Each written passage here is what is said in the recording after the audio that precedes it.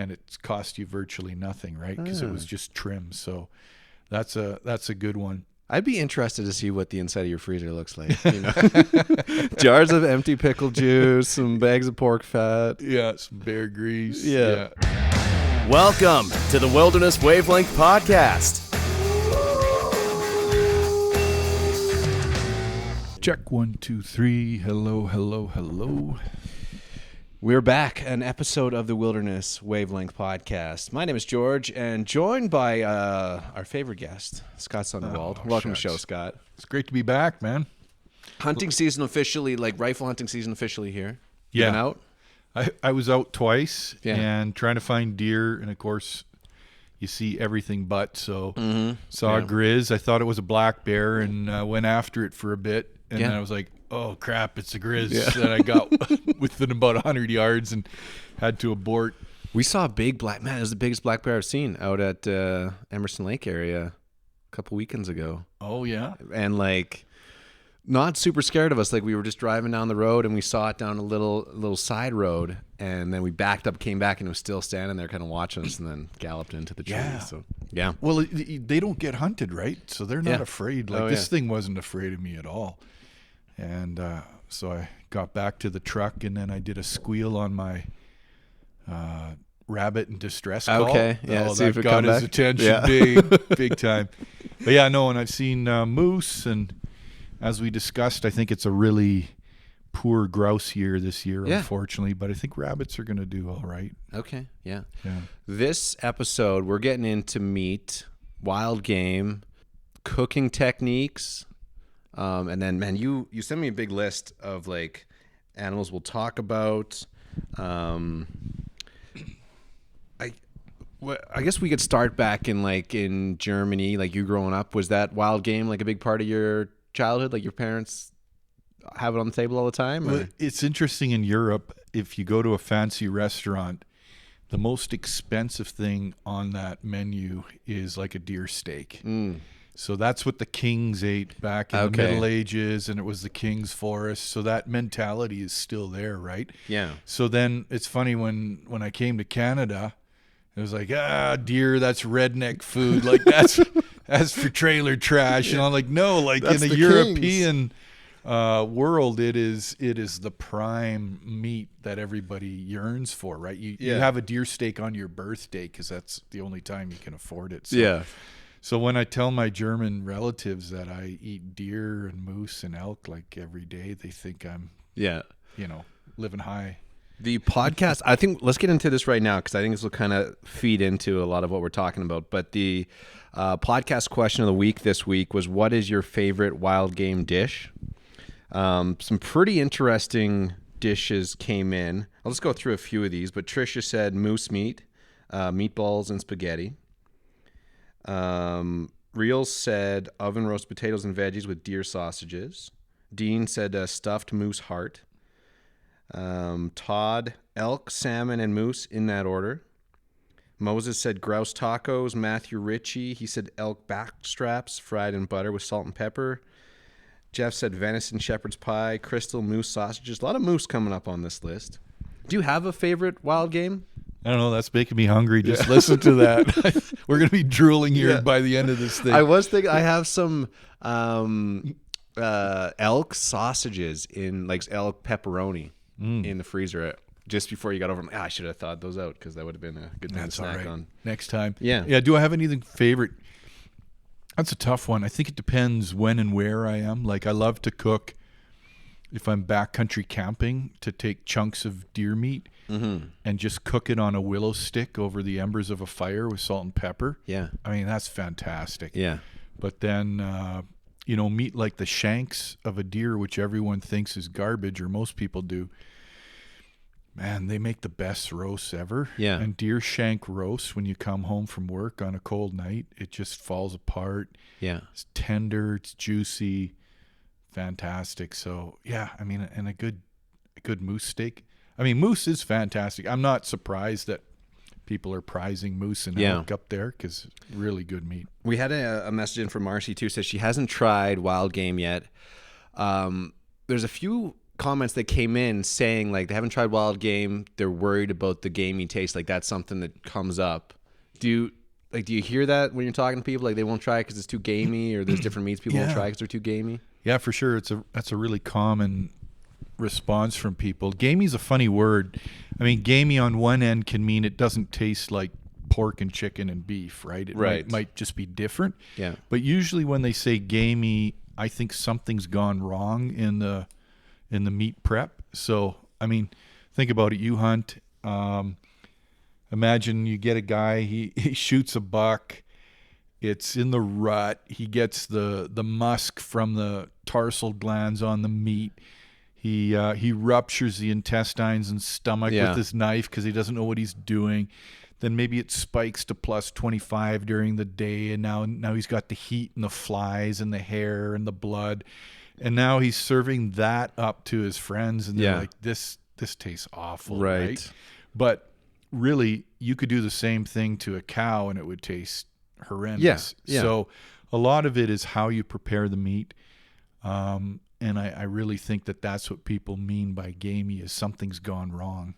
Is there, I was talking with a guy I work with today. He's going back to Newfoundland today. He's got drawn for moose out there. That's where he's from.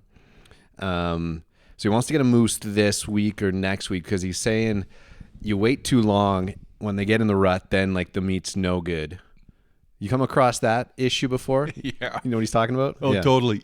And it's interesting because your listeners there mentioned moose. So I've had moose that was just absolutely incredible. Yeah. And I've had moose that was as tough as rubber tire and smelt so funky that the whole house reeked of musk because it was in the height of the rut. Yeah. So that is true. But it's the same thing with domestic animals. Like farmers will tell you, like a domestic pig, females are typically eating. A male that's kind of rutting, that's a farm animal, just doesn't taste good because they're very musky, right? Yeah. You got a tip or trick to like get the gaminess out of it? Is there a way to do that? There is, yeah. So, and we could dive into this. It's gotten really controversial, so we might get some bad comments on this. But perfect. So I do soak my venison, whether it's deer, elk, or moose, in ice water when I defrost it from the freezer. Okay. So what I'll do is before I go to work, take that package out, put it in some ice water. Sometimes I'll shake some salt in there because it'll help drain the blood out. And when I come back from work, the bottom of that pot is just full of blood that has come out of the meat. Yeah. And that's what often gives wild meat kind of that livery taste because it's so rich in blood. And to get technical here for a bit, it's called slow twitch muscle. So it's an endurance muscle, which allows a deer to run for a long, long time, right? Fast twitch muscle is like chicken breast. It's white meat. Okay. But this is really dark, heavy in blood. So you drain that blood out, and that deer steak is going to taste 10 times better.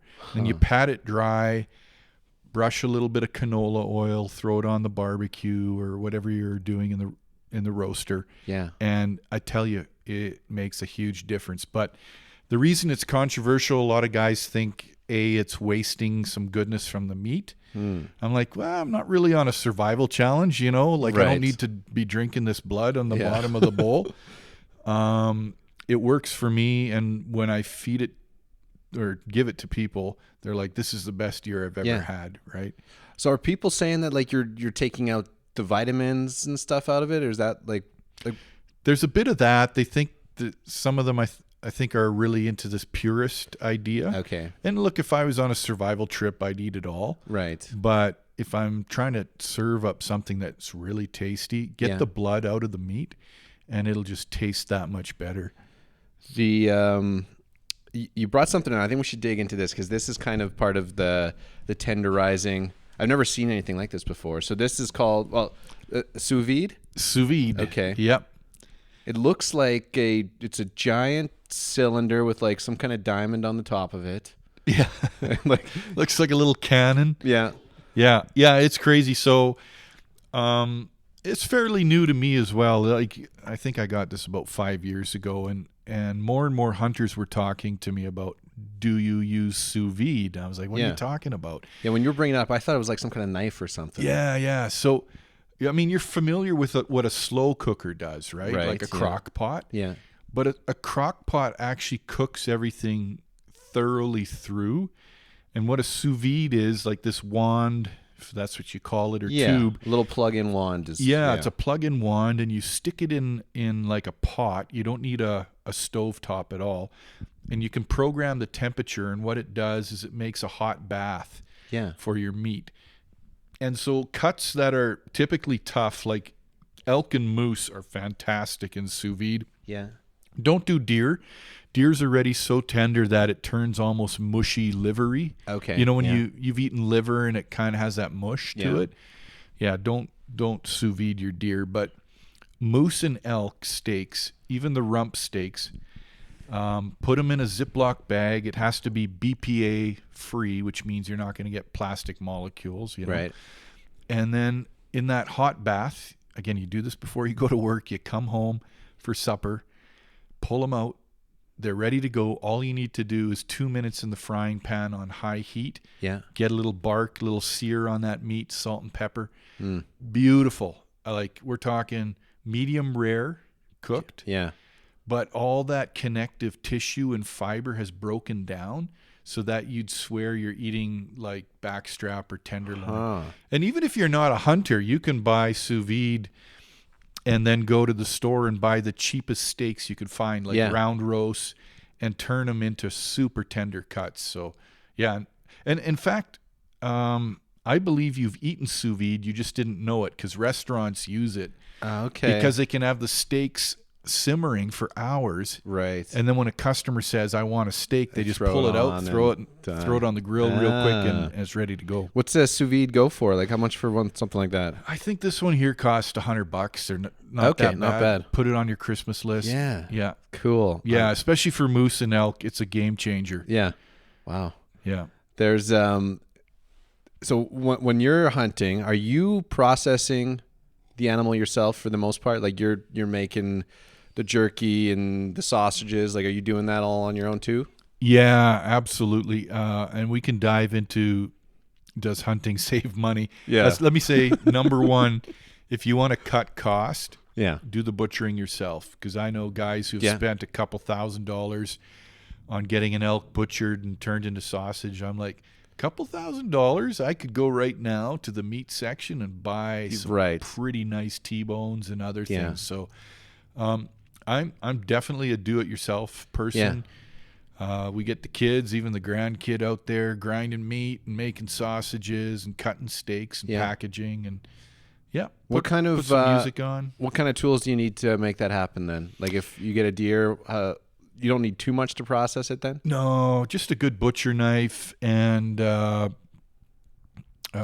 meat grinder. I used to have the old hand grinder, but I'd be up till 2 a.m. with my arm. So, they're not that expensive. Yeah, we picked one up at Cabela's last year. And it's like a medium-sized one, and I think it was $170 or something. So, and it'll last for years. Mine's like 20 years old and still going strong here. Yeah.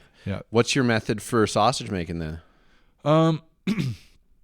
So you can buy these pre-mixed sausage spices. Have you seen them? Cabela's and other places have them. In Edmonton, Halford Hides, there's a little plug for them. Halford Hides has rows and rows of sausage mix at a great price. Everything that you could imagine. Like, we're talking Polish garlic sausage, Mennonite farmer, Italian, hot Italian, mild Italian. Yeah. So you buy the package, grind up your venison or your bear, whichever you're making, into sausage. And then definitely pork fat is key. So in the sausage making community, we call it white gold. Like, you need that pork fat. Otherwise, the game meat is so dry, it's a bit of a cardboard consistency. And here's the secret ingredient. So listeners, you got to take me up on this. Okay. You know what it is? Pickle juice. Pickle juice. Pickle juice. Okay. And it's free, right? So because when you finish your pickles, don't Yeah. just pour that juice down the drain or down the toilet. Yeah. Save it. Huh. And when it's sausage making time, pour it in there. I tell you, it gives it a great edge. Really? Yeah. Okay. I'm putting it on the list. I'm gonna try it this year. Yeah, absolutely. We've been trying the last few years to make jerky. I think my mom, I'm pretty sure she still got it. She had like a little, it's called like a jerky gun or something, but pretty much you grind it up and then you just squirt a little, line of it, and then you put it in the oven on like for 180 for 6 hours, and just let it dry slowly. And it seems to work pretty good. It's a good way to do it.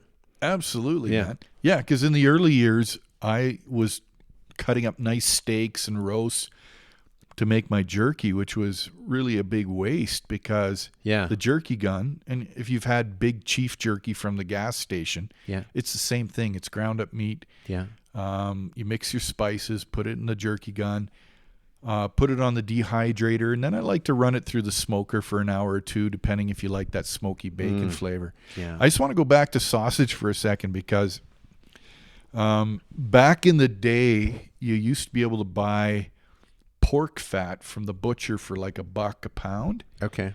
Those days are long gone, and they're charging as much as meat, like good meat, for just fat. Oh, just for the fat. So I was like, this is crazy. Like this is killing my bank account. So what I've started doing, I've been doing this for the last, 10 years. When you buy your pork chops, trim off that inch rind of fat. Yeah. Seal it up in a freezer bag, put a date on it, throw it in the freezer. And by the time sausage making season comes around, suddenly you've got 20, 30 pounds of pork fat. Yeah. And it's cost you virtually nothing, right? Because it was just trim. So that's a good one. I'd be interested to see what the inside of your freezer looks like. Jars of empty pickle juice, some bags of pork fat. Yeah, some bear grease. Yeah. We got to dig into that too, because I want to talk about bear meat too. Actually, let's dig into bear meat. Sure.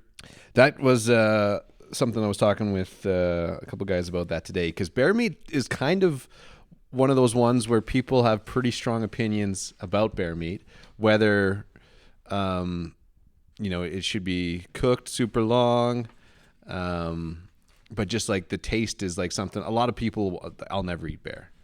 Yeah. Is that was that like something that the first time you had bear, you're like, oh, I like it, or what was your experience with bear meat? I like the taste right away. It is a little weird. Like, I'll be honest, I'm so used to shooting things with hooves that when I shot my first bear, and dragged it out of the bush, and you pick up the foot, and it, it's got 5 toes. Yeah, it feels closer to up the evolutionary chain than a deer. So that felt weird. And then you skin them out, and they almost have this gorilla look to them. But really, let's think about this logically. We eat bacon. Pigs are omnivores. Yeah, bears are omnivores. Mm-hmm. And both pigs and bears can have trichinosis, which is a tiny worm. Yeah. Which is rather disgusting. You don't want trichinosis, but it's very easy to. That's why we don't ever eat, medium rare pork chops, right? You cook them thoroughly. Yeah. Same thing with bear. A few animals can get trichinosis. Even horses can get trichinosis. In case you're into horse sausage from the Polish like it.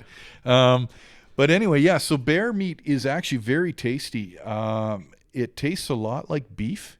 Yeah. That's probably the closest thing, with a bit of sweetness to it. It's got a lot of grease in it because bears are putting on fat. What about just using bear fat in your sausages? Is that ever...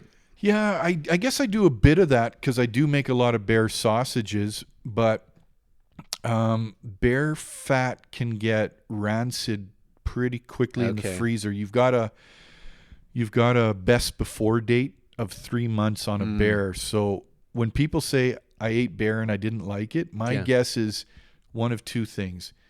A, maybe it was a garbage bear or eating fish. Yeah. So that got into the meat.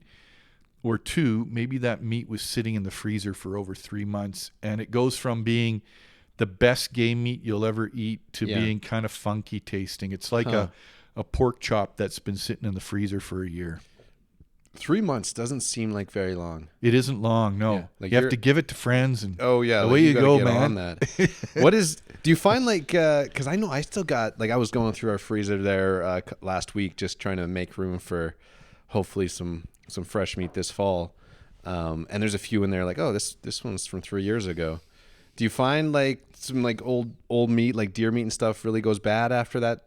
Do you have a timeline for that, or? Deer is pretty forgiving. Yeah.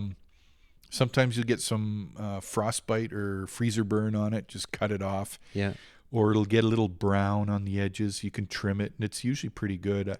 I would say try to eat your game meat within a year, ideally. Yeah, that's what we shoot for. Yeah, and then you're ready for the next hunting season. But back to the bear. A lot of people have told me, well, I don't eat bear or anything that's considered a carnivore. And that's an interesting thought, because we eat mostly herbivores, right? Right, yeah. Cows, and although, again, pigs are omnivores, but deer are herbivores, moose, elk. Yeah. But then I'm like, have you ever eaten fish? Yeah. And fish ain't eating plants. Right. Fish are 100% carnivores. So we do eat carnivores. We just don't know that we're eating carnivores. Huh. And, so I've eaten cougar and coyote as well. I wouldn't recommend actually hunting either of those just for meat, but cougar is super tasty. Really, eh? Yeah. Similar to bear then? No, very different. So remember we talked about fast twitch, slow twitch muscle. So a cougar is a sprinter. It's got very little endurance. It's not like a wolf that can run for hours.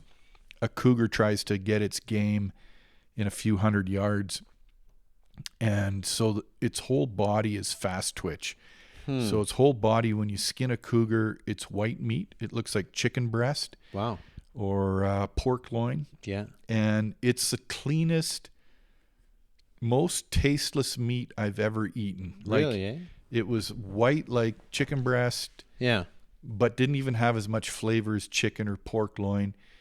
Made it into stew chunks and threw it in the crock pot. Yeah. And it was absolutely tasty. Like, anyone who's ever eaten mountain lion has said it's really, really good. Huh. Yeah. Wild. Yeah, I would never thought of that. And then coyote? Coyote was interesting.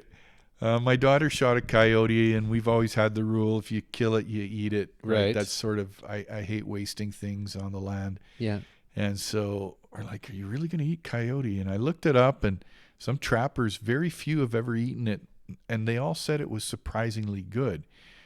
So I stir-fried it with salt and pepper, because I wanted to actually taste the meat and not throw a ton of Tabasco or soy sauce in there. And it tastes, to me, just like fried pork, like thin slivers of pork stir-fry. And I still remember that evening, because my sons came back from soccer practice, and as teenagers, they bottomless pit, and they're like, Dad, do you have anything to eat? And I'm like, well, I got some meat here. They're like, what is it? It's coyote. What? Coyote. Okay. And they just dove into it and ate the whole thing, and had no problems with it. Wow. But, the kids grew up on game meat, so they were used to things coming from the bush, right? The guy I was talking to today that's heading out to the East Coast there, he's got buddies that have a couple trap lines out there. And he was mentioning, because I said, Scott's coming on, we're going to talk about wild meat. He said beaver was something that the one guy had out there. You ever tried beaver? I haven't. No, I'd like to. Again, with the survival trips, I've eaten the weirdest stuff, everything under the sun, and every type of bug and bird, and slugs and snakes and lizards and turtles. I've eaten all of that. I hear muskrat's really good, so I'm always open to trying new things. Yep. Crows are horrible. Don't stay away from some of those things. They taste exactly like you'd expect them to. A little bit of scavenging in there. Yeah, pretty awful. One of the guys that had commented on, I posted this on our Reddit thread too. You can check out Wilderness Wave on Reddit. We post these questions. We get a lot of answers through there too. Someone had brought up wild boar. You ever try wild boar? Yeah, wild boar's great. Yeah. Really, really good. I think we talked about it earlier, a few episodes ago. Just someone had asked a question about, like, are we hunting it out here? And I've just never come across it in our neck of the woods. But Yeah, we do have the wild boars in Alberta. They are a problem. They're spreading. yeah, There's worries that they're coming closer to the Northern Rockies here. But they are super tasty. They're all across Europe. And if left unchecked, they will reproduce, and they'll be everywhere. Like I tell you, if we ever hit kind of apocalyptic world situation, the boars will take over. They will be all over this planet because they are super hardy. Very little can kill them because they're just so tough. Yeah. I mean, we'd see them in the Black Forest in Germany. They're like little tanks. Thick hide, big tusks. Wolves have a hell of a time taking them down. I think really the only thing that can is like a Siberian tiger, which we don't have here. Yeah. So unless it's the little piglets, a mature boar is pretty untouchable. Hard to get down. Yeah. I know one of my favorite things about hunting season, and we go early in the season for it, we kind of mentioned earlier, was grouse, though. I love going out. Do you have a favorite way to prepare grouse? Yeah, I'm almost embarrassed to say I haven't cracked the code on grouse. I've eaten them 100 different ways. Yeah. And I can't say that I feel like I've really got it. So I'll tell you what I've done. You tell me what you do. Yeah, let's hear. So the best way I do grouse is I slice it thin and stir fry it with bacon, and so it doesn't dry out in a pan. Yeah. And I like doing that if I'm, Crown land camping and I could take a shotgun and cook over a fire. That's a wonderful thing. So that's really good. I've eaten it deep fried, almost like chicken nuggets. That stays pretty juicy. Yeah. I've done the slow cooker with chunks in Campbell's mushroom soup. Okay. Yeah. And then put that on noodles. Yeah. That's pretty good. Yeah. But my next plan is to do grouse sausages, and I think that's going to be a winner because everyone's into turkey sausage, chicken sausage, goose sausage. So again, add the pork fat and make little breakfast sausages. That's my plan. But I'd be happy to hear what your secret recipe is. Those, everything you mentioned is the way we did. We was it last year? Yeah, last fall we were out hunting down by Whitecourt. And I've never seen that many grouse around. Like, it got to the point where it was just me and buddy Jeff out there, and we almost limited out on grouse. And we're like, we can't shoot anymore because we got to eat these, and it's going to be, it was a good, successful hunting trip. But we did the bacon frying pan over the fire with the grouse.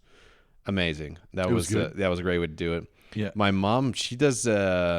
She breads it. She's got it's like a beer batter, and she puts it in one of those air fryer things. Oh yeah, tasty. And it's not dried out. No, really good. Okay. And you only put she's pretty good at cooking. I think it's 7 or 8 minutes. It's in there for, and it's ideal. That was my favorite way. And then she has we usually set up 4 or 5 different dipping sauces. You get barbecue sauce and stuff, and you can dip it in. And I think that was my favorite way to have grouse, but. Do you have a preference between spruce and rough? Yeah, that's always the $100 question, right? I think roughies taste more like Kentucky Fried Chicken, chicken breast, white meat for sure. Yeah. But I find spruce don't dry out as quick. So if you don't like the dry out thing, spruce is a little more dark meat. Yeah. But they can be a little livery. So this is going back again to that whole soak the meat in salt water. Yeah. So I've done that with spruce grouse. That's my mom's recommendation there you go, right? And it'll drain the blood out of that. Yeah. And that spruce grouse will taste way, way better because it doesn't have that liver, heavy spruce flavor to it. I took a buddy out hunting a few years ago. It was his first time hunting. And he got a grouse, super excited about it. So he was like, I got to eat the heart. That was the big thing. So he took the heart and he ate that. He said he felt like he had the power of a grouse from now on. But that was something that came up in a few of these answers. Like Dean said, stuffed moose heart was a big one. And there was another one with deer heart. Yeah. You eat the heart? I love the hearts. Yeah. Yeah. So Not everyone does. Yeah, I think they've had it wrong. Yeah. I don't think they've had it served properly. So I'll tell you what I do, and I've actually never had a stuffed heart, so you're going to have to tell me about that. But what I always do is take the heart, cut it into stew chunks so you've gotten rid of all the tendons and everything. Right. So it's just little chunks of meat. Yeah. Put it in your slow cooker. Yeah. Again, when you go to work, put it in there. Come home, it's ready to go. Would you sous vide a heart? I've never sous vide'd heart. That'd be an interesting one. Okay. But the slow cooker makes it nice and tender, so it's not like chewing on rubber bands. Yeah. And then it tastes fantastic. You put a bit of gravy in there, put it on rice or on noodles, and man, it's amazing. And the thing about heart, this is a really neat fact, is it doesn't matter what animal you eat the heart from, they all taste the same. So bear heart tastes like moose heart, which tastes like deer heart, which tastes like elk heart. Something about the muscle doesn't take on the flavor of the animal. It's like all heart to me tastes like heart. Yeah. Yeah. So if you like chicken hearts or turkey hearts, you're gonna like moose heart. Huh. Yeah, I never really thought about that, but I guess you are right. I've had a few different hearts. I haven't. My mom, I'm trying to remember how she does it. She does the stuffed heart, and she must do it in the slow cooker for that too. Oh yeah, because it was a process. It was an afternoon for her to get that ready, but she does it pretty. I wanted to get her on the podcast this week, but I like your mom already. Yeah. So what is she stuffing the heart with?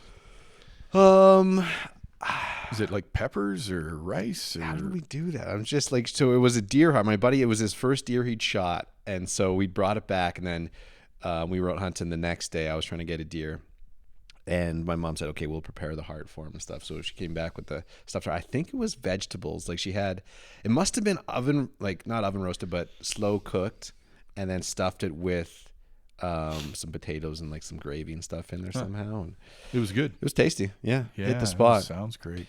There were, you'd mentioned a few times like using as much of the animal as you can. It made me think of this hunting trip I was on a couple of years ago. A friend of mine from Zimbabwe originally. Mm-hmm. His mom has moved out here now, and so I'd shot a deer, and so I'm getting the liver and the heart and the guts. I'm like, I'll just leave the gut pile there. And he said, no, let's bring it back. My mom will cook it up. And I was like, I don't know, man. Like, it's kind of weird. And he's like, let's do it. So we put it in a garbage bag, and he took it back to her. And we delivered to her in Edmonton. So I never had a chance to eat it, but he said she cooked pretty much all of the gut pile and everything too. Wow. Yeah. Impressive. You ever do anything like that? Well, again, it's that difference between, is this a survival trip or is this, let's take the best meat and go, right? Well, that's what I was like. I was asking him, like, is this just like, how is this something she always does? What's the story? And he was saying, like, in Zimbabwe, they, that's like a delicacy a lot of the time, and they cook it up with spices and everything. And well, for sure. Have you ever had haggis from Scotland or tripe? Yeah, that's the intestines. Yeah, right? so a lot of this stuff is like lungs and intestines and kidneys and things that we right now, if you shoot a moose or an elk, you probably will discard unless you're really living off the land. It's all edible. Brains are edible. Yeah. The stomach, in theory, is edible. But it takes a lot of work, so time is money too, right? A lot of that stuff you got to know what you're doing too. And so a lot of these places, like in Scotland, haggis became famous, or tripe in different places, because the peasants would get all the entrails. Okay. And the lords and the knights and the kings and the dukes would get all the best meats. So the peasants were like, here's this slop of lungs and liver and kidney, and do something with Figure out how to cook this. And if you're starving peasant, you're gonna try to make magic out of it, and they did. And so I've had haggis, and it tastes pretty darn good. Yeah. Huh. Yeah. There was a few Ask Scott questions I wanted to get into too, and this we had one that just got sent in today that kind of ties right into this from Ken. If you want to ask Scott a question on the podcast, wildernesswave@outlook.com. Ken asked, Scott, have you ever considered the carnivore diet? You know the carnivore diet. You know the like Yeah. you're just eating meat pretty much. It's, you know, that's all. You ever think about doing that? You know, it's funny because I think the carnivore diet, they had the Atkins diet back in the 90s, which was essentially the carnivore diet or the caveman diet. And when I heard it, I was like, that's pretty much how I eat. Yeah. And I've always been a skinny guy. Yeah. Like, and that was a double-edged sword. I was almost too skinny growing up, and I was like, I can't put on weight. But I never craved carbs. Like, people would sit down and eat tons of donuts and bread and potatoes, and I'd be like, I just want to eat meat. Yeah. And so I think because I crave meat and have a higher protein intake, it's definitely helped with, you know, staying lean, lean and mean. So yeah, I think just by what I naturally enjoy, I enjoy meat, and it essentially is a carnivore diet. And I think it's healthy. People have proven that meat is really healthy for brain development. Right. If you've got your kids, and I'm not saying you can't be a vegan, I'm just going to say it's going to be hard to get that protein intake with your lima beans and your peanut butters. And I'll remind people that over human evolution of thousands of years, we lived off of meat we lived off of wild game. That's natural. Yeah. Everything else is not natural, right? Yeah. So going to the grocery store and finding meat in plastic packages, that is not natural for our whole human existence. So really, when people are like, that's kind of weird, you live off the land, I'm like, no, actually that is normal. Normal, yeah. What we're doing now is kind of weird, like Twinkies and processed meats and wieners with all sorts of ingredients. So if you look at it from a time scale of humanity, we evolved living off the land with game, and to me it brings me great satisfaction to feed my family with fish and game from the forest, right? That makes me think, I'm just curious, have you tried the Beyond Meat burgers? Like AW has those burgers that are fake meat? Yeah, I have. What do you think? They're not bad, but see, here's the irony is everyone's trying to recreate meat. Right. It's like, why not eat the real thing? The meat, right? Like everyone who's not eating meat is trying to recreate meat, right? When it's out there, and people are like, well, how can you shoot this beautiful creature on the land? And I'm like, yeah, I feel it every time I take the life of a deer. Like I put my hands on it, I feel emotion at that point. But I like to remind people that deer, that elk, that moose is not dying of old age. Right. Not a single ungulate in the bush dies of old age. It's going to get ripped apart by coyotes, wolves, mountain lions. So something is going to eat this creature. And as long as we manage the population properly, you know, the bullet from a hunter is the most humane way for any of these creatures to go. Yeah.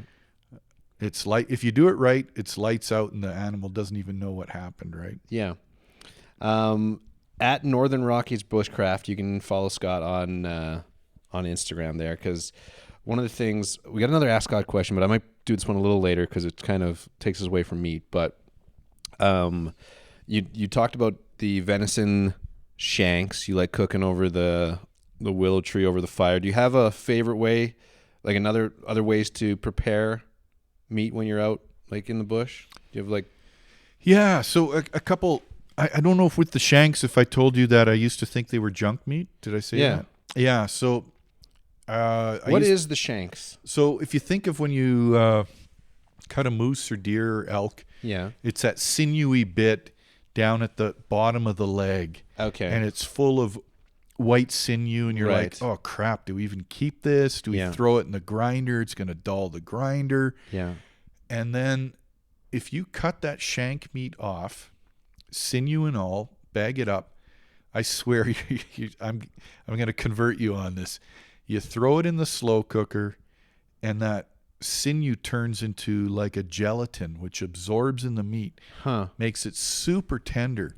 And some people like to throw in sauerkraut if you like it, but you can just do the shanks and gravy. So you're not cutting the sinew off? No, leave all of that good stuff in there. I'm always cutting that off. That's the magic when you throw it in the slow cooker, because it turns into jello, and then the jello gets absorbed by the meat, and you can cut it with a fork, and it's juicy and flavorful. So yeah, right now our family, like when we bag up the meat, everyone's like, oh, I want to take the shanks, right? Really, eh? Yeah, it's that good. Okay, I'm putting it on. I'm making a list of stuff I'm going to do this fall here. Another trick is deer steaks.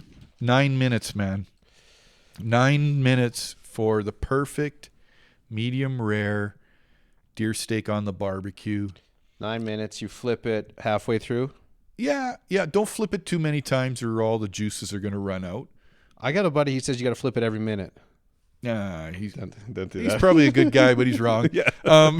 You want a little cross hatches on it just for look, but I do like a bit of bark, like to really sear it. Yeah. But again, 9 minutes. so here's the perfect deer steak. All right. Take them out of your freezer in the morning. Yeah.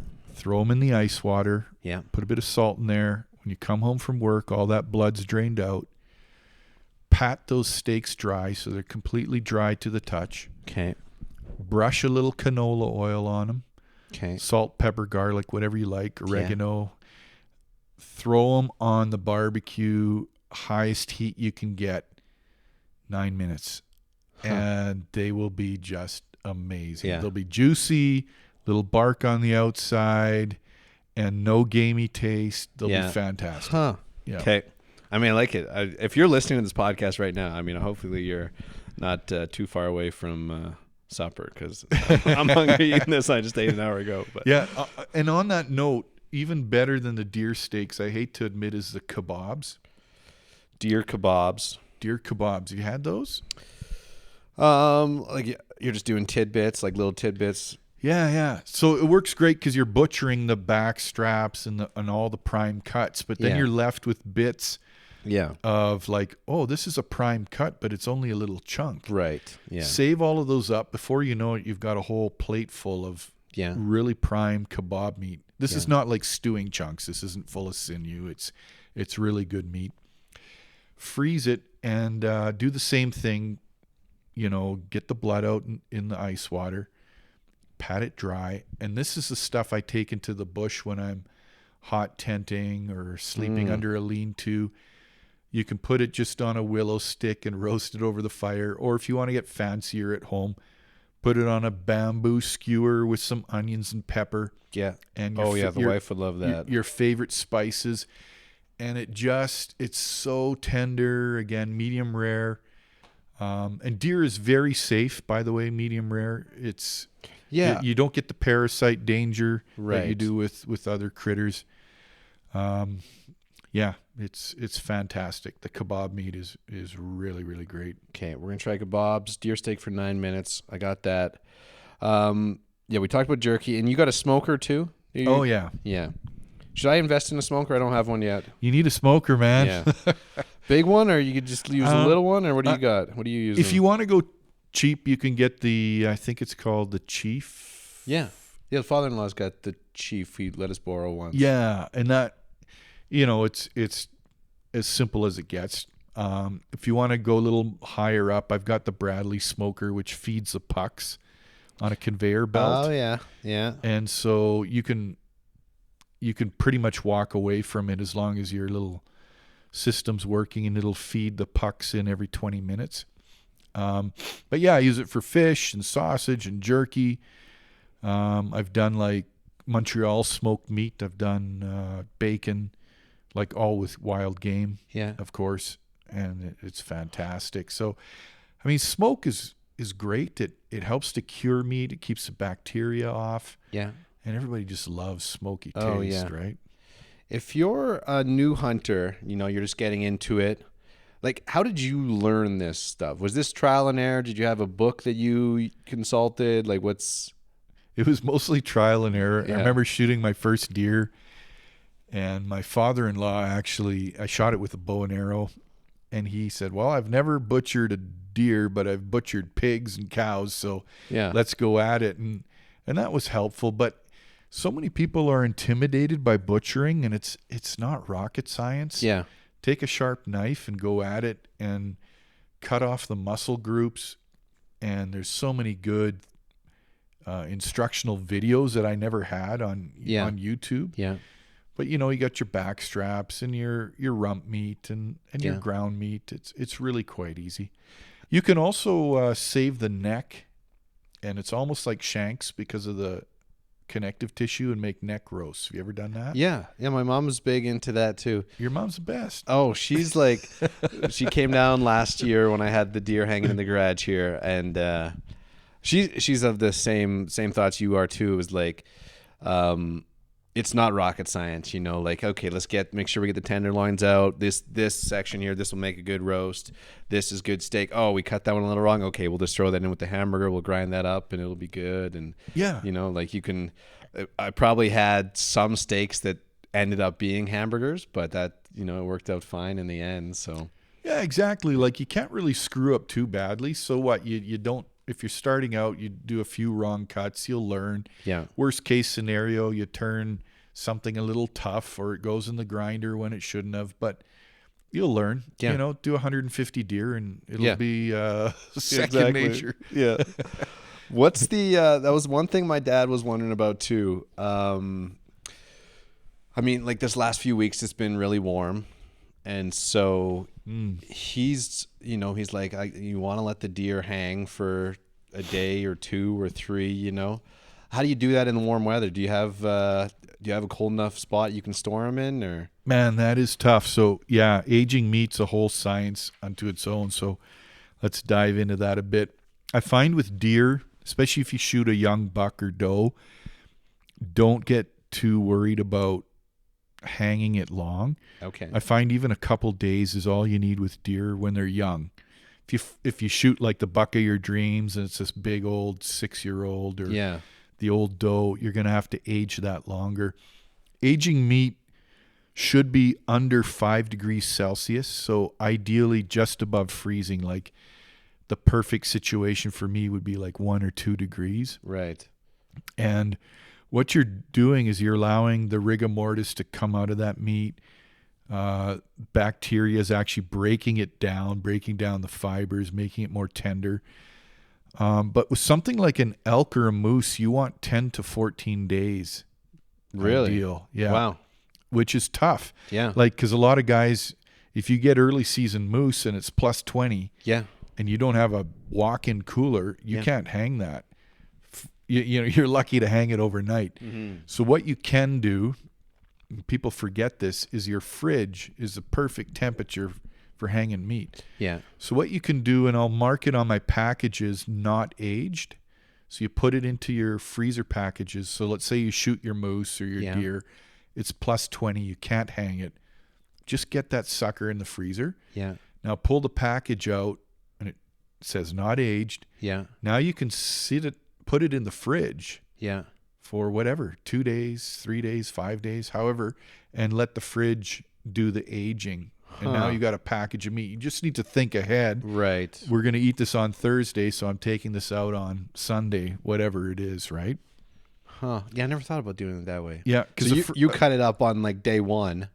If it's hot, I have to, right? Yeah. Or it's going to spoil. Right. And I want to say in 30 years of big game hunting. Yeah. I'm happy to say I've only had one deer spoil, and we're talking like, I don't even know how many deer we've processed in moose and elk. So, but it can happen, and you just feel awful. You'll know the meat's spoiled. Get the hide off right away. If it feels kind of slimy and it has like a rainbow sheen to it and it feels sticky, and it smells a bit off, you're in spoilage. And a butcher told me, like, man, when I was in my 20s, he said, Scott, trust your nose. And I've used that all the time because, again, it's linked to our instinct.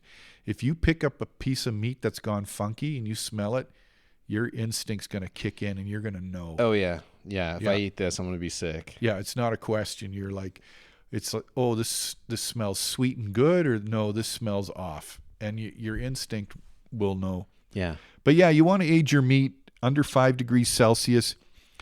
I was also told if you're hanging your meat like in the garage and suddenly it spikes to 10 degrees, it's time to butcher. You just got to drop Take everything. care of it. Yeah. Or it's going to go. So just to come back to that, I'm just trying to make sure I'm doing this right. So I shoot a deer. It's 20 degrees out. I, cut up all the meat, put it in Ziplocs, put it in the freezer, and then, not aged on it, and then put it in the fridge for 3 days, and that would age it. Perfect. And then I can, if it's deer, that'll work just fine. If it's moose, you're going to need to age it longer. Yeah. 10 to 14. 10 to 14 for moose and elk, because they bigger muscle groups, they have more connective tissue in the meat than deer do. There was something else I was going to say about aging. I'll wake up at 3 a.m. I'll give you a call and tell you what it was. I mean, that's great because I do want to get some. The weather is nice right now, so it's nice to get out there. Yeah. But no, I remember what it is now. So, I've had it where my son and I went out and we've come back with 4 deer. Yeah. In one evening. And then it was 18 degrees Celsius. I'm like, I'm going to be up all night. So what I did was quarter them all. Yeah. So, of course, skin them, wash them down. I always use the water hose, cold water, get hair and blood off. Yeah. And then even with those big chunks like the hindquarters, front shoulders, wrap them in a good clean plastic bag. Yeah. Put them in the freezer. You don't have to butcher it. And you can pull that out 6 months later. Yeah. And sit down and do your cuts. Just people are like, well, can I freeze and defrost, or is it going to go bad? That's what I was wondering. Yeah. No. It's fine as long as you don't let that temperature spike. Like don't be butchering your deer on July 30th and it's 35 degrees outside. That would be bad. I try to pick butchering days that are cooler, and I can set stuff on the deck and just keep that temperature. Yeah. Ideally just above zero. Huh. I mean, I like it. That's some solid advice. Okay, let's get into. We have another Ask Scott question. I'll throw at you here. This one from Christina. Kind of going back to a few episodes ago. You can dig into this one too, because we got a lot of great feedback on this one, the foraging episode. But she said, does Scott forage mushrooms because they're delicious and nutritious, or does he believe in the medicinal benefits that mushrooms have? If so, what is his favorite medicinal mushroom, and what benefit does it have? Right. Oh, wow. Good question. The whole medicinal mushroom craze is really a trend right now. People are buying lion's mane and reishi and turkey tail and all that. And really, the more scientists are studying mushrooms, they find that they can fight cancer. They're full of vitamins and minerals you can't get from other food groups. They can even fight dementia, right? So people taking lion's mane to help with dementia helps the immune system. If you think of it, the first penicillin is mold, right? The guy who invented penicillin. Yeah, mold on bread or something. Yeah, I think it was in a petri dish or some orange peel. I've heard both stories, but regardless, he found that this mold was fighting bacteria, so antibiotics were mold. Well, mold is actually fungus, right? Yeah. So mushrooms have antibiotic properties in them to really fight problems in the immune system. Yeah. So back to this person's question, what do I do? Well, you can also get the properties just by eating mushrooms. So I eat a lot of mushrooms. Yeah. And I dehydrate mushrooms, and then I'll turn them into mushroom powder. And I use that in soups and gravy, stews, spaghetti, chili, whatever. And so you can intake that throughout the year, and you're boosting your immune system, getting those antibodies and minerals. But as far as specifically medicine, here's a real great one for our listeners, is old man's beard. And people are going to say, well, that's not a mushroom. And I'm going to say it's half mushroom. Old man's beard is half mushroom. Because it's a lichen. So lichens are half fungi and half algae. Okay. And you know what old man's beard looks like. It's like that green stuff that's Yeah. hanging on spruce trees for You the got most it. part. Yeah. Yeah, so that's been used for thousands of years by our ancestors for fighting colds and fevers and as an antibiotic. So you can actually make your own antibiotic by turning old man's beard into a tea. Yeah. And what I generally do every year, and it's a reminder, I've run out of it, I make a tincture, which is using alcohol. So you can use brandy, vodka, whatever alcohol you want, rum.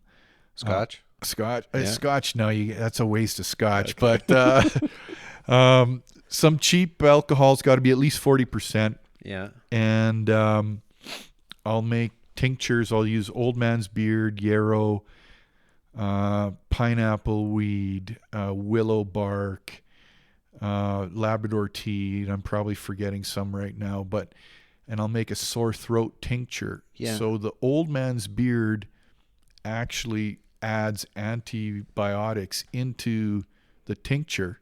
And you pour the alcohol over your herbs, let it sit in a dark cupboard for 30 days minimum. Yeah. And then strain it out. And that liquid is it's better than Buckley's. What you do is you can either take like a little spoonful if you've got a sore throat or fever, or if it's too bitter, put a little sugar on it. Okay. And wow. Yeah, works great. You'll never have to buy cough syrup again. I like it. I mean, that's cool. We're gonna try that then.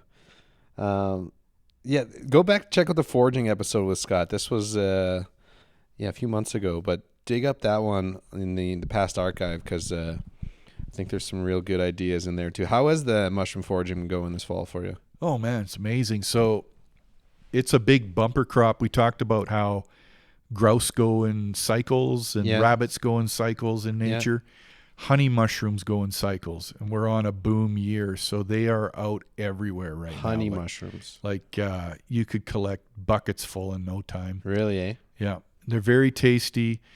The problem with honey mushrooms, they're not a beginner mushroom, so make sure you've ID'd them right. There's a lot of poisonous lookalikes, so give me a call if you need some help, George. I don't want you eating the wrong thing. If you have a question for Scott, ask Scott at wildernesswave@outlook.com. We'll attack him with it next time he's on the episode. I got a meat quiz too, Scott. This was just... Oh, geez. Yeah. I was like going through some meat stuff. Meat's really been on my mind this week. There's been a lot of meat questions coming in. So I got a couple meat questions for you just to see how you do in this one. What is the most popular meat in the world? Any idea? I'm going to say chicken. Chicken comes in second place, 33%. Pork, number one meat in the world, 39%. And then beef at 23%, goat and sheep at 4%, and other. So pretty much all the meat we talked about today is other, and that's 1%. Where's coyote on that list? Yeah, it didn't make the cut. Okay. So you're 0 for 1 so far. Most consumed meat in Canada. Oh, man. Again, I'm going to probably say chicken. Yeah, chicken. You got that one. Okay, and then last question here. What's the most expensive meat in the world? This was a quick Google search for this one, too, because as I was thinking about it later, I'm like, I don't know if that's... Okay, the one I'm thinking, if you're saying meat, let's leave fish off of meat. Yeah. I'm thinking of that marbled beef, and I can't remember the name of it. You got it. Wagyu. Yeah, Wagyu. $3,200 a pound for that stuff. Yeah, it's crazy, right? Because it has the fat content in it, right? Yeah. That's why you got to save your pork fat, friends. Mix it in. The one thing you mentioned on the podcast, before we wind this one down, I kind of wanted to touch on this a little bit because I never thought about this before until you mentioned it today. Fish being carnivores. But I mean, fish is a part of wild meat too. And I mean, you do a lot of fishing. You can Northern Rockies bushcraft, follow along Scott, because you got pictures of trout. And what is your favorite fish, by the way? Do you have a favorite? Yeah, I love it all. Rainbows, brookies, perch, walleye, pike, whitefish, burbot, whatever I can get. Yeah. Still considered wild game, wild meat. Yep. Do you have a special way you prepare fish? Favorite way to do it? Yeah, I think I've learned a few things over the years. First of all, for storage, first thing is get that skin off. Like, again, if it's a survival trip or you've fresh out of the lake, throw it in the pan with the skin on like a trout. Yeah. That's great. But if you're planning to eat that thing 4 months later, fillet it, get the skin off because the fishy taste is in that skin. Yeah. Get the skin off, debone it, and now you've got this boneless fillet. And if you don't know how to do it, go online. There's lots of good instructional videos. And this, my old uncle, he passed away, but he taught me this years ago, is freeze those fillets in cold water so they're frozen in a chunk of ice. Okay. Yeah. And you can, I swear, you can take that out a year later. Yeah. And it's as fresh as when you got it. Like, Huh. it doesn't, if you don't have the ice water around it, it gets that fishy taste and it doesn't age well. But that's a big trick for sure. And of course the smoker, like, man, everybody loves smoked fish. Take it to a party and Yeah. it's the best thing there, Oh, yeah. right? On crackers and yeah. The one thing I hadn't even thought about it till right now, but my dad, he likes like freezing fish too. And one of his buddies has a method where, is it freeze dried? Like you're putting it in, like you're vacuum sealing it. You ever do that with meat? Is that something you're? I'm a little jealous at people who have the vacuum sealer. Yeah. I know it's the way to go. It's just another cost. Yeah. But I typically do the Ziplocs just because they're cheaper. But I do realize that vacuum sealing is really the way to go. Any tips for someone like we kind of mentioned, someone that's getting into hunting, getting in, like now you're processing a deer, sharp knife, grinder. I mean, for me, I'm just using, butcher paper, and you get that white tape that works pretty good, and you Sharpie on the year and what it is in there. Is that your method for? I used to do the butcher packages because they look really sweet, and you. So you're just Ziplocking everything now? Everything is Ziploc. Really? Yeah, get the air out of it, roll it tight. If you really want to do the poor man's vacuum seal, you can take a straw and suck the air out. Yeah. I don't Everything's get that. Ziplocked. Yeah, Ziploc, freezer bag. And if you pack them tight, they'll last a year without freezer burn. There's no problem. So I do that just because we process so much meat. Like, my sons are coming home this weekend, and it's a big production at my house. So to wrap with butcher paper when you're doing like 8 to 10 animals in the fall, that's a lot of work. Right? Yeah, I always assumed it wouldn't hold it as good as the butcher paper does, like keep it as fresh, but no issues, eh? No issues at all. Yeah. Yeah, and then you can see what you've got in there too. You can sort of see how many steaks you have and that sort of thing. I mean, I'm gonna try. I still have some butcher paper from last year I'll use up. I might do half and half this year and do a little comparison. So your sons, are you guys going deer hunting this weekend then? Yeah. We've got 3 of my sons coming home this weekend, so we'll see. Hopefully I run into other things besides grizzly bears since I can't shoot them. But yeah. The only thing I think we should still chat about is, can you save money by hunting and fishing? Because I get that question all the time. So what are your thoughts? What are your thoughts on that? George? I've spent quite a bit of money to get one grouse. Like it's a couple tanks of gas and a couple days driving back roads, and when you really break it down, like for a deer, there's some deers where you're out and your days in the bush, you're driving around, you're spending a lot of time out there.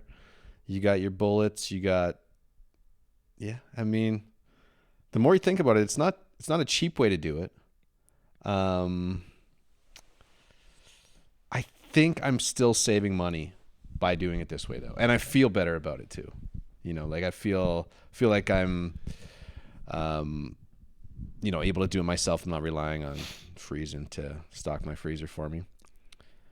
I'm scared to think too much about the math though, to be honest. Yeah, it is a question of math for sure. I would say you're right on the mark there. It really depends on the scenario. I've looked up stats, and this is pretty shocking. Do you know that in North America, and I think this is a U.S. stat, only 1 in 4 hunters fills a tag? 1 in 4. 1 in 4. Wow. That's not even talking how many times they went out in the bush. Yeah. So there's a lot of hunters who are not saving any money. Oh, yeah. But it's all a question of success rate. So I keep a journal every year. I've done that for ages. And that keeps me true. And I try to see what my success rate is. Your journal is, I went out today, didn't see nothing? No, I say what zone I went in, Yeah. what I saw for critters, even if it was something I couldn't shoot, like a grizz, or maybe I didn't have a moose tag, but I saw 5 moose. Yeah. And Well, that's a good idea. and then it also shows me trends in areas at work. And then it also shows me my success rate. And over the years, some years I've had 50% success. So 2 hunts I've come back with something. Yeah. Lately it's been 30%. I feel deer numbers are down. And just recently I've been out twice and didn't get anything. So hopefully What do you mean next by time. 30% success rate then? That means it took me 3 hunts to get a deer. Okay. Does that make sense? Yeah. And then I can calculate, okay, how far did I drive? I've got the cost of my tags. Bullets aren't cheap, like 300 Win Mag. I just bought a box Yeah. for $80 Canadian. Yeah. That's crazy. That's $4 a shot. Yeah. So you got to make those bullets count. Yeah. Binoculars, camo, game calls, your tags, your truck repairs, man. Yeah. You wreck your shocks or your tires or your windshield. All that's got to be factored in. But I still think I'm ahead, and here's why. So a lot of people think deer is way bigger than it is. Do you have a guess of how much solid meat a doe will give you? I got a doe putting you the on the other spot. year, and I want to say 50 pounds. Oh. Maybe 60 pounds. Right on the money. 50 pounds is a good doe. Yeah. 60 is more into a small buck. Okay. A buck is more 70 pounds. You can get one up to 80. Yeah. Now, for our listeners, we're talking, you've taken off the head, the hide, the guts, the bones. This is just solid Usable meat. Yeah. And so, okay, so let's say that doe, 50 pounds. Yeah. That meat in the grocery store is worth at least $10 a pound now, even with when you calculate steaks, roast, ground, all of that across the board. So that doe's worth $500. Your buck is worth $700. So now that's going against the cost of gas, bullets, tags, everything else.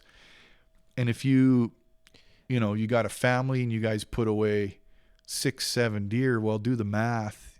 You put away an elk, you put away a bear, it starts making a difference, and that's your red meat for the year. Any idea? Like I haven't took a animal to the butcher for a long time, but how much would a butcher charge you to butcher a doe? Any idea what that number is? It depends where you are. I know guys in some small towns that can get it done for like $200, and that's on the cheap. Okay. But there you go. So now that's another, You said your doe's worth $500. You spent $100.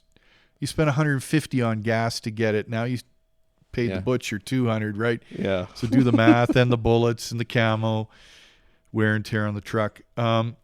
But here's what makes you feel good. So you can always justify it this way, okay? Hunting is a recreation as well. Right. So for me, I don't spend money on the golf and country club. Yeah. I don't have a bowling membership. I don't go on cruises. I don't buy Oilers tickets, season passes. So for me, my hunting is also my recreation. Right.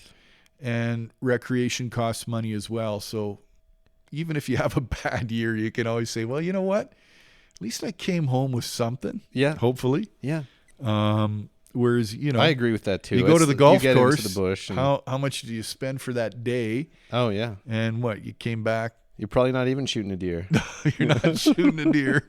You're not shooting par. No. You come back with a hangover and you got nothing to show for Yeah. it. So yeah. Any recent years where you've not got anything? No. You've Never had that. No. Now I'm knock on wood. Yeah. No, I've been pretty fortunate, but it comes with hard work. Yeah. For you gotta our dedicate listeners, some time. For our listeners, if you're deer hunting, It's not rocket science in the Northern Rockies. Stay out of spruce. Don't even bother with black spruce. Find hills with poplar trees. That's where your deer are. Nice sunny poplar ridge. Nice sunny poplar ridge, because that sunshine is allowing that undergrowth. Their forage is in there. They have enough hiding spaces. So a lot of people are just, they don't know. They're hunting in completely the wrong ecosystem and wasting tons of time, right? Yeah. Yeah. I'm we talked about this earlier on in another podcast, but I'm looking for elk this year. Kind of south of Hinton I got drawn, and then I got drawn for muley buck north of Hinton. Which was a little silly. I should have. I thought I when I entered for muley, I had like priorities, like, oh, this, what's your first priority, what's your second priority, and I stupidly got the wrong one. But I'm hoping to get both this year, and I have till the end of November for both of them. So we're going to BC here next week, just for a vacation for a week, and then when I get back, then I'll start. I haven't even been out hunting yet, really, like just grouse. It was before deer season was even, or rifle deer season was open. So mid-October, that's when things happen, I'm hoping. So, that's right. Yeah. Pre-rut. Yeah. Take out your antlers and rattle. Yeah. Yeah. Yeah. Well, man, I feel like I wrote a lot of notes down for this episode. I'm excited to try out some of these recipes, these ways of cooking. I'm gonna leave the sinew on the meat, put it in the slow cooker. I'm going controversial, Scott. I'm gonna try the ice bath with the meat. I mean, I don't know why people get angry at that. Like, it's just and then I'm gonna try Ziploc this year, some of the meat, and see how that goes. So much quicker, man. Yeah, I'm gonna talk to my mom about it too, because I mean, she's the one that's processing. Like my dad, he's going for an elk this year and deer. He didn't get drawn for moose this year, but she's always processing a lot of meat, and like it's time consuming using that butcher paper. So if you can Ziploc it, and I think she would like it better, to be honest. Yeah, just squeeze the bags, get the air out, and zip it shut, and then fold it over and pack it tight. It's really important. Like in the freezer, don't have your meat kind of floating all over the place. I pack it super tight, and that keeps that freezer burn from setting in. Yeah. Cut off freezer burn if it's there. The rest of the meat's still fine. Freezer burn is not poisonous. It's just like freeze dried. Yeah, it's not going to hurt you. I think this was a good episode, Scott. I'm hoping people learn some stuff from this one. If you have a question or you want to send something in for this, wildernesswave@outlook.com, wildernesswave@outlook.com is the web or the email. northern.rockies.bushcraft. Follow along with Scott on your adventures. So you got a few hunting trips lined up with the sons this weekend. Let us know how that goes. I'm excited to see if you guys.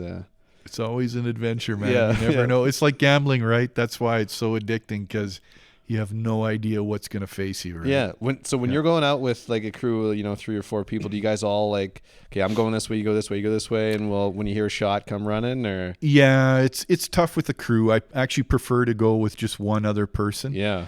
We're going to try to split up 2 vehicles. Okay. Yeah. But drop everybody off on a cut line and report back in a few hours. Exactly. Right? Yeah.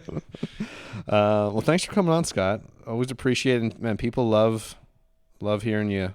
You bring such a expertise onto this podcast, which is super awesome. So, well, thanks, George, and it's great fun. Yeah, we've got some interesting topics for the next few episodes coming up too that we've been talking about, and maybe we'll even do one live hunting or something. So I don't know how that would work, but I'm working, because right now we got handheld mics, and even my little portable one is still you got to have the handheld mic. So I'm looking at getting like little headsets. Okay, and then we could just. I don't know how that would sound or how it would work, but you could probably do it for grouse hunting. Yeah, I think that would be it'd be a little tough when you got the buck of your dreams there and you're like playing with the recorder. Exactly. But that was like when Aaron was on the podcast a little while ago and talking about like you're in the tree stand or whatever, and he's trying to film him shooting but also shoot, and there's a lot more variables when you're adding these in, but for sure. Thanks for listening, guys. Drop us a review on Spotify or wherever you're listening to your podcast. And hey, if you have an idea or something you want to hear on the show, get a hold of us. We're always interested for that. So thanks so much, and we'll talk to you on the next one. Wilderness Wavelength.